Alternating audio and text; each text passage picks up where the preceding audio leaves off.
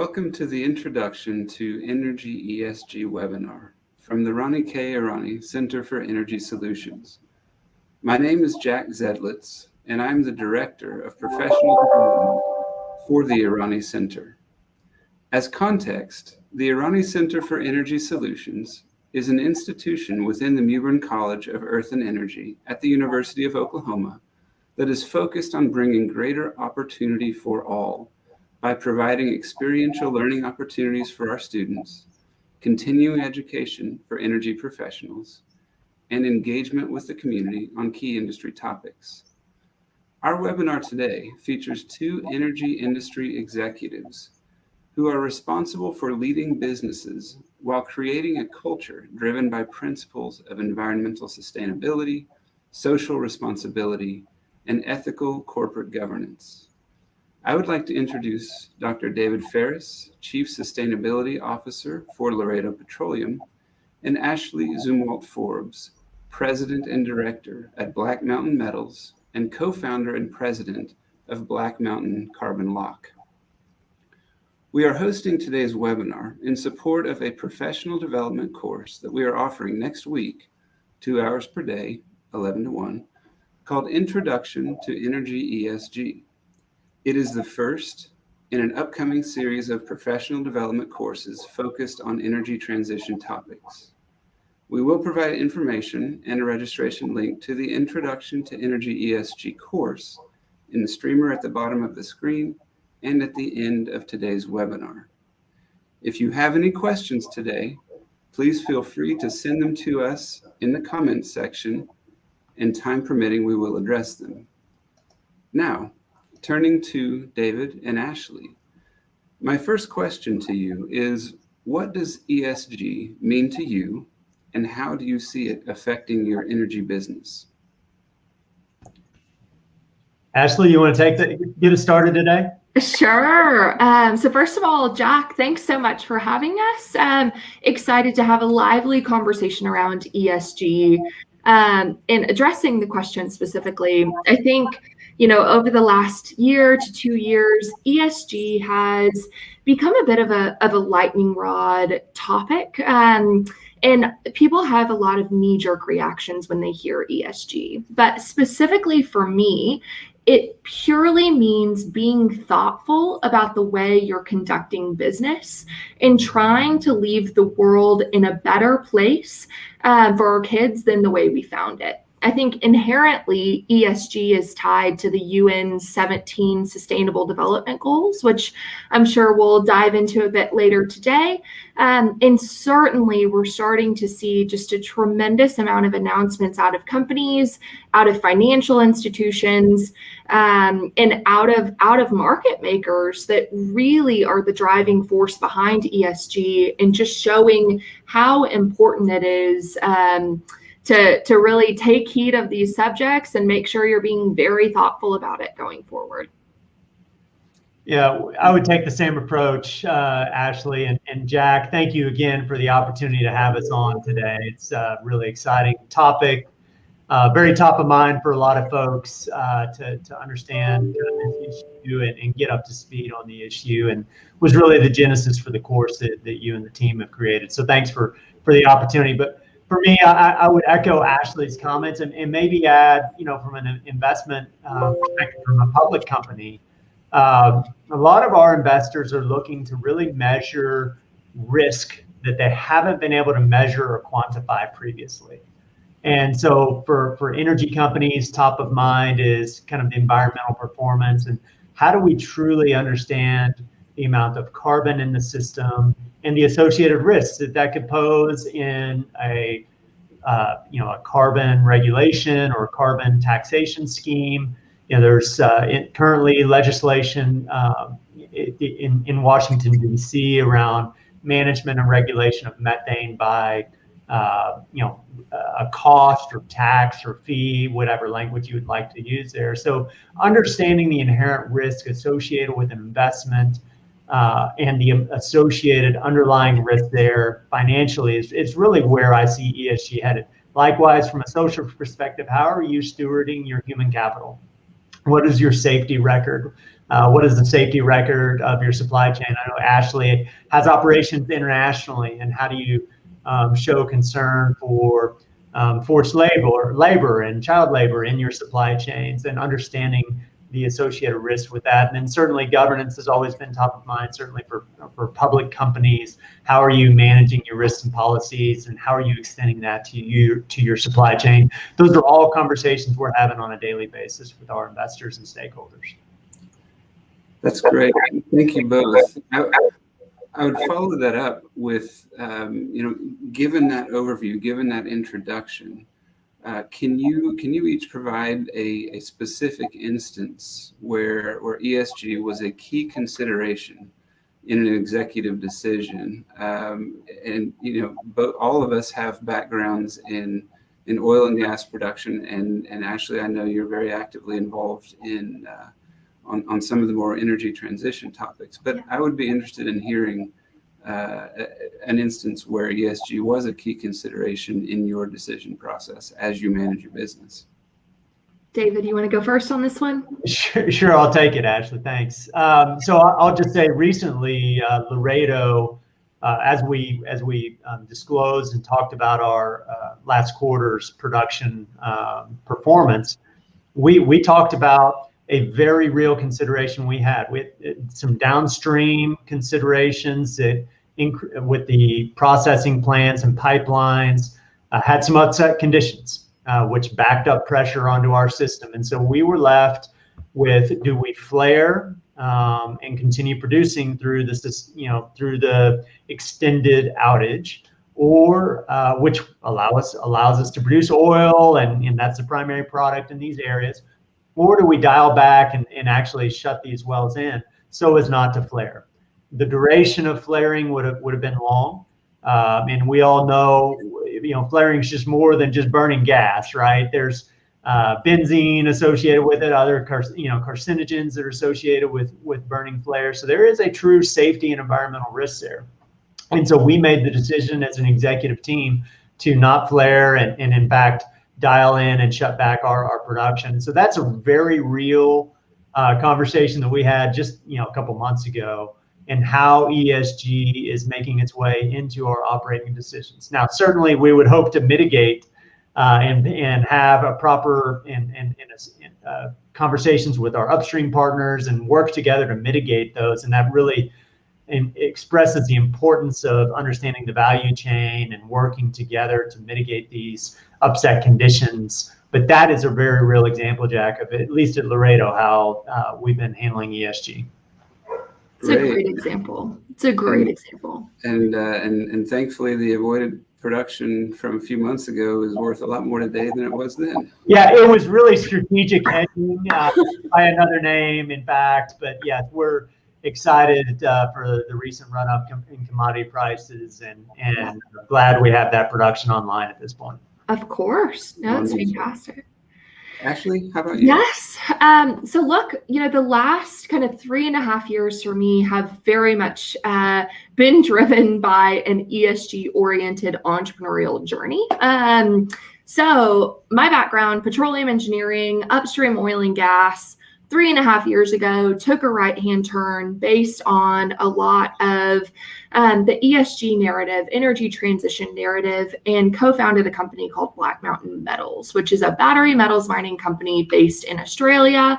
It touches on a lot of what David referenced in what ESG meant to him.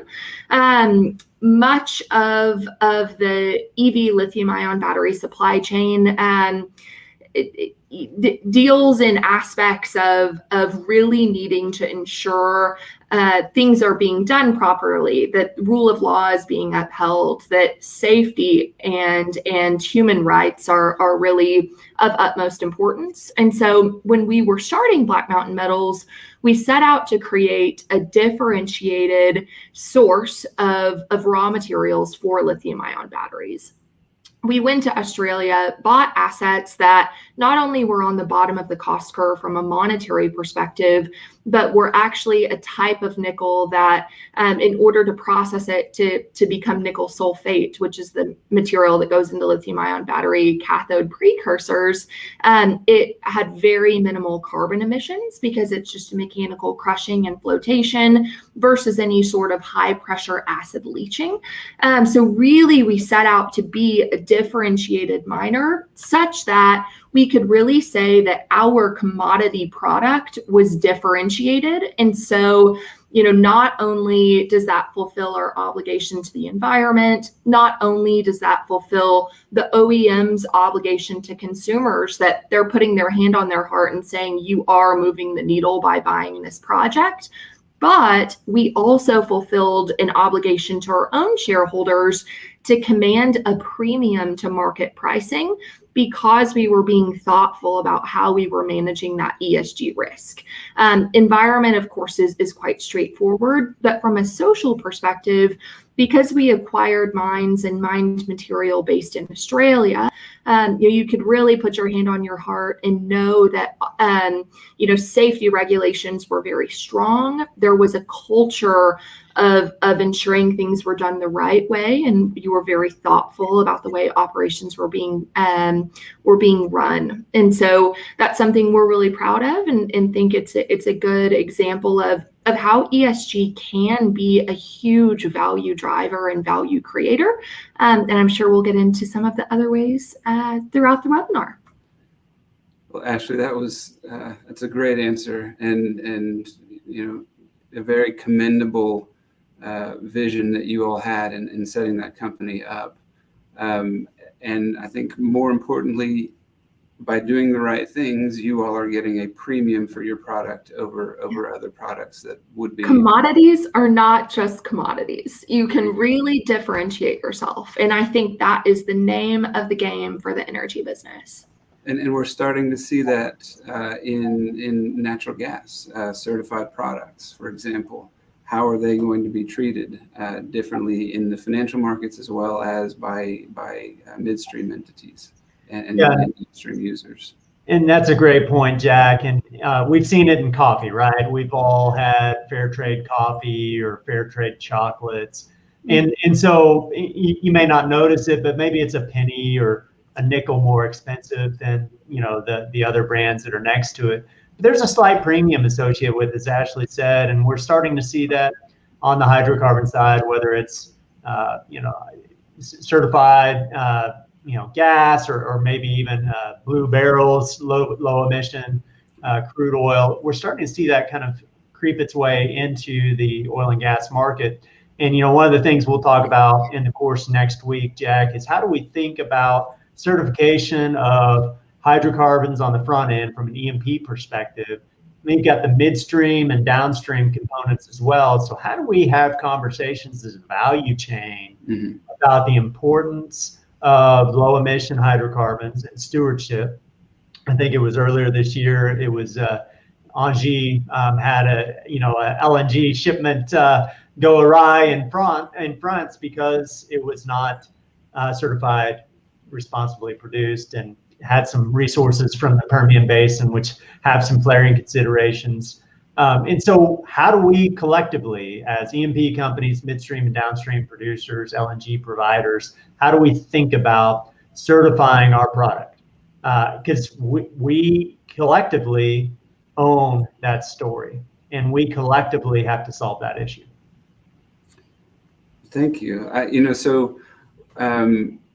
I do have the impression, just from conversations anecdotally, that we tend to overemphasize the environmental aspect of ESG. What we've talked about today, and while not to diminish the importance of that, I've heard both of you talk about the social benefits of operating a business with ESG principles in mind.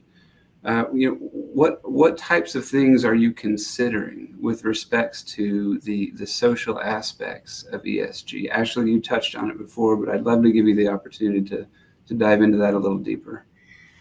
Absolutely. So I think, the most tangible piece of the S for me is the communities in which we operate. ensuring that we're making those communities a happier, healthier place to live, and really investing in those communities by providing jobs, by providing support. Again, referencing back to the UN Sustainable Development Goals, across that spectrum, you can really pluck out some very interesting kind of social metrics around quality education, no poverty, zero hunger. Really, how can your business address those? I think a step further, and a topic that's obviously near and dear to my heart, is having a more diverse workforce and diverse board, diverse leadership. It's not just a gender consideration, certainly diversity of all kinds. And I think that's become much more tangible in the last month, with NASDAQ and the SEC coming out with a requirement to have at least 2 diverse directors. And if you don't, you need to explain.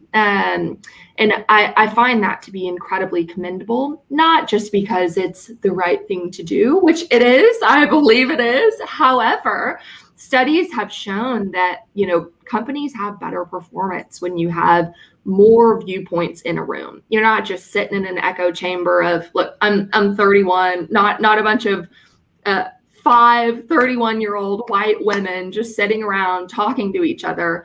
You need to have a variety of perspective, ages, genders, races, really life experiences to go in and have a better outcome. So I'm really excited personally about that new requirement. And I think it inevitably will result in kind of a shakeup in the way we do business. And it's something I'm really proud of with our Australian businesses. Of course, I'm president, and then of our kind of 4 core managers, 2 are women, and within natural resources, I'm really proud to have some parity there. Wonderful. Well, congratulations. It's an exciting future. David, I would ask you the same question. Given the history of the oil and gas industry's kind of social license or contract to operate, what types of things are you considering with the social aspect of ESG as an executive member of an E&P company? Yeah, Ashley said it well. Our corporate engagement, community engagement, that's always boots on the ground. We're working in the communities, we live in the communities, and our care for our neighbor is such an important aspect of what we do. And we go out of our way to do the right thing and try to treat our neighbors with respect, because we want to be there for a long time. We want to operate there for a long time and develop lasting partnerships. And it's a small world, and so we want to be a good member of that world. Secondly, something that's near and dear to a lot of companies' hearts is safety performance and improving that year over year. We want everybody to go home better than they were. So have a good day's work, earn a good day's wage, make the environment better, and really truly come home in a better condition than they left that day. That's something that's real important to us. We'll continue to work on it, and until we're zero injuries, zero incidences across the board, we've still got work to do, and all of us do own that collectively. And the third component for us is really around the demographics of our organization. Much like Ashley, very proud of our team. We're 56% diverse on the basis of gender or race on our board, 4 women. And a couple of folks who are racial minority on our board. We're very proud of that, and we would expect that leadership to continue through our organization. And in fact, 61% of our professionals or above are diverse on the basis of gender or race. So we're incredibly excited about that component. But we want to go further. We're really changing the way that we recruit, making sure that we're not only obtaining qualified candidates for every job that we have, but we're ensuring that we have diversity in that qualified candidate pool. So we're changing up how we're recruiting. We're changing about some of the networks that we're engaging in.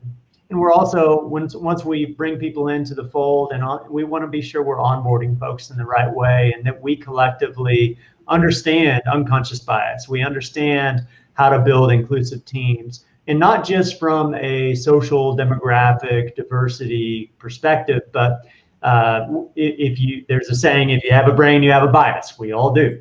And so that goes from, everything from, how do we think about decline curves to operational decisions to hedging strategies? How do we engage with communities? So understanding our collective biases and building a diverse team of, that have different biases and different thoughts, as Ashley said, that's always going to provide a more robust outcome than would have otherwise come to bear. And so that's why we're so interested in continuing to build upon the good diversity track record we have at Laredo.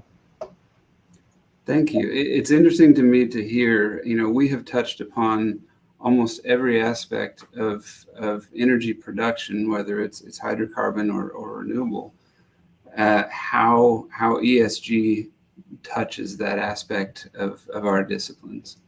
I think one that we, the elephant in the room is that we operate in very capital intensive industries. And David, you made a reference earlier to how the capital markets and financial markets were really driving some of the ESG initiatives. And so I would ask you, with the fact that we need to raise capital, equity, or debt, kind of on a rolling basis, what role does ESG play in those capital raising activities, and does it help to have a culture of ESG or an ESG vision within an organization? Does it help to raise capital? Well, Jack, it certainly doesn't hurt. I'll start with that. And so we'll talk more broadly about this in detail next week. But, we think that broadly, there's always money to be had, for any endeavor. It's just, what's the cost of that money, right? What's the access to that money? And so I think Inverus has come out with some recent reports, at least with respect to E&P capital. Those that have a lower ESG score or a better ESG score, depending on the metric you're using, they typically or tend to have lower interest payments or interest rates on their debt. Conversely, those that are higher or worse ESG performance tend to have higher interest rates or a cost of capital, relative to their debt. So as we think about moving towards manufacturing mode, towards resource extraction, that tends to have lower margins over time. And as we think about commodity prices and the necessity to hedge, we're talking about starting to squeeze margins over time. And so to the extent that you can think about ESG as really margin expansion opportunities with respect to the debt and the interest that you owe on that debt, it's just another lever that you have as an organization to pull, right? To generate excess cash flow, to return that cash flow to your stakeholders, and to continue progressing on your ESG journey. And again, lower ESG scores or better ESG performance is going to provide you more opportunities for access to capital, lower interest entry point on that cost of capital. And then 3, as you continue to improve, that's just going to get better and better over time. Thank you. And Ashley, I would have a similar question for you. I would also be interested, your companies are at a kind of earlier growth stage in their life cycle.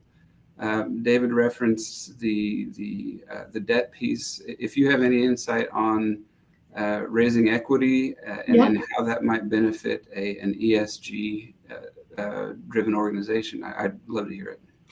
Absolutely. So look, I play in the private space. So whether it's private equity or family office funds, a requirement now to get to the table is to have an ESG plan in place.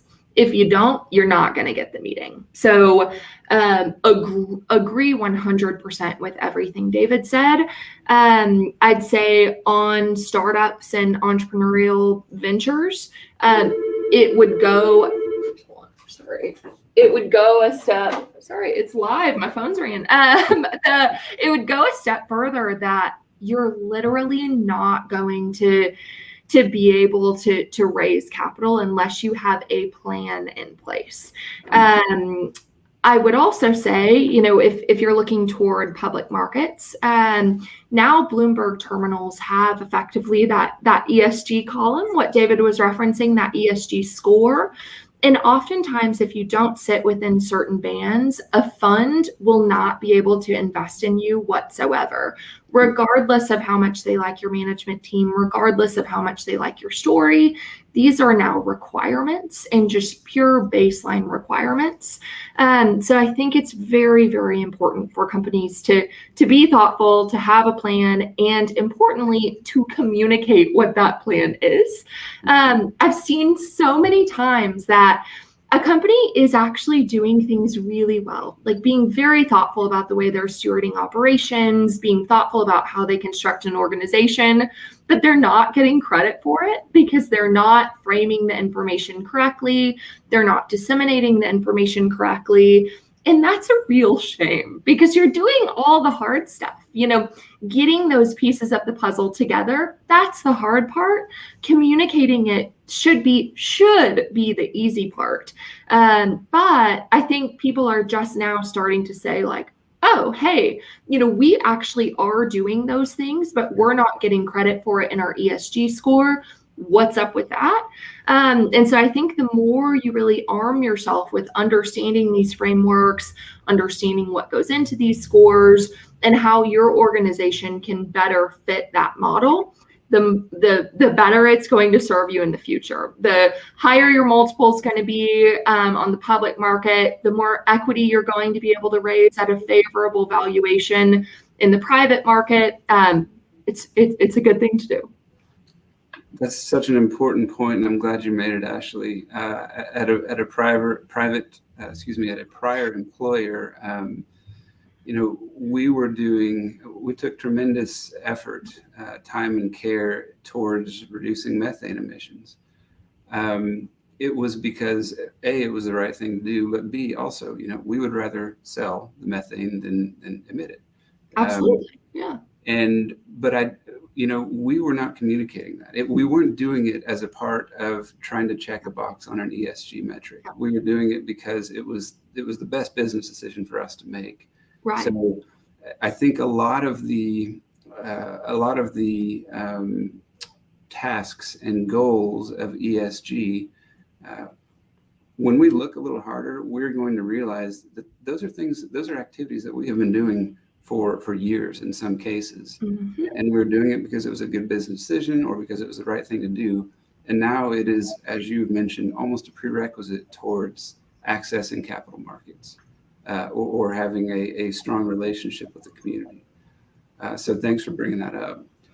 I kind of want to close down by saying, you all have kind of provided a good case for the fact that ESG, especially for younger companies, might be a gateway that for capital formation, that you're not going to get there unless you have a good plan and communicate it well.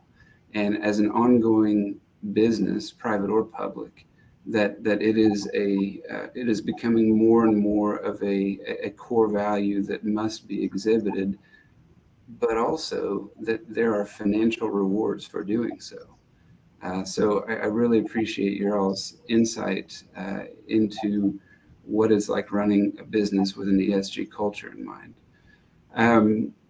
In closing, the course that the Irani Center is offering next week, Introduction to Energy ESG, will be taught by one of your speakers today, Dr. David Ferris. It will be from 11 a.m. to 1 p.m. Central Time, Monday to Friday next week, so 10 hours. There's a cost to it. Information will be provided on the closing slide of the page. We would welcome your attendance. We would also welcome your questions after the fact. If you've seen this webinar and want to know more, I'm happy to answer questions prior to the course if you think it might be appropriate for you or for multiple people in your organization, but have some questions. Let's talk. I would be delighted to have you in attendance next week. In closing, David, thank you so much for your time. Ashley, thank you. It's exciting and inspiring to see what you guys are doing, not only in oil and gas, but in battery metals, in carbon capture and storage. The future is so bright for the energy industry. I do not see this as something that will be a constraint, but will rather result in new ways of unlocking value for the industry and greater opportunity for all. And again, I thank you for your time. Thank you, Jack. Really enjoyed it. Ashley, great to see you again. You too. Thanks so much, everyone. Have a great day. Goodbye.